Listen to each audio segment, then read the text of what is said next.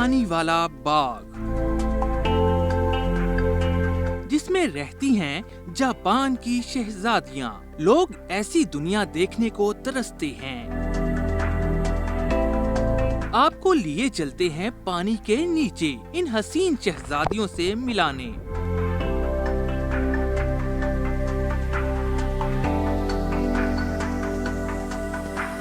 دانا ڈالتے ہی یہ شہزادیاں پانی کی چادر ہٹا کر سامنے آ جاتی ہیں. سبز پانی پر رنگوں کا ایسا طوفان آپ نے پہلے نہیں دیکھا ہوگا. ایک تو سینس آف اسمیل ٹھیک ہے ایک ہوتی ہے, دوسرا ساؤنڈ بھی ایک ہوتا ہے پانی کے اندر. جب وہ دانہ ڈلتا ہے تو دانے کی اسمیل ہوتی ہے ٹھیک ہے, جو اس فیل کر لیتے ہیں اس کو, اور ود ان سیکنڈز جو ہے نا یہ فش اوپر آتی. اسلام آباد کے مصنوعی تالاب میں ان مچھلیوں کی افزائش کی جا رہی ہے. آکسیجن لیول مسلسل چیک کیا جاتا ہے اور پانی ہر 8 گھنٹے بعد بدلا جاتا ہے.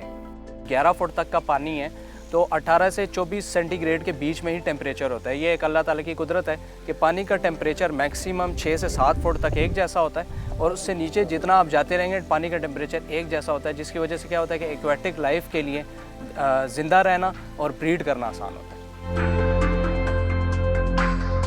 پانی تو پانی, لیکن یہ نوکیلے پتھر بھی ان مچھلیوں کی زندگی میں بہت اہم کردار ادا کرتے ہیں. ان کے تالاب میں رکھے پتھر عام نہیں بہت خاص ہیں. سمندری پتھر پر جب سورج کی روشنی پڑتی ہے تو ریفلیکٹ نہیں کرتی, اور اس پہ زیادہ فیوریبل ہوتا ہے انوائرمنٹ کہ اس کے اوپر الجی اگ جائے.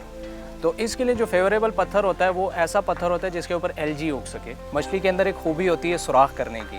یہ ان مٹی کے ٹیلوں کے اندر سوراخ کرنا شروع کر دیتی ہے, اور یہ کیا کرتی ہے جب بھی اس نے انڈے ڈالنے ہوں یا اس کو کسی بڑی مچھلی سے کوئی آپ کہہ سکتے ہیں خوف ہے شکار کا, تو یہ ان سوراخ میں چلی جاتی ہے, اور بڑی مچھلی کے لیے فیزیبل نہیں ہوتا کہ وہ سوراخ میں جا سکے. اس شہزادی کے کئی رنگ ہیں. یہ پانی کے باغ میں پھولوں جیسی لگتی ہیں.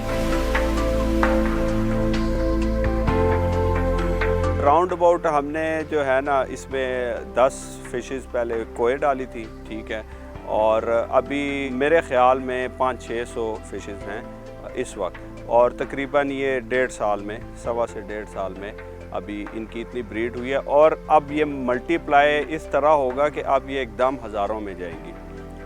اسلام آباد کا یہ باغ کوئی فش کی سب سے بڑی نرسری بن چکا ہے, اور ہاں شہزادیاں آپ کی آمد کی منتظر ہیں.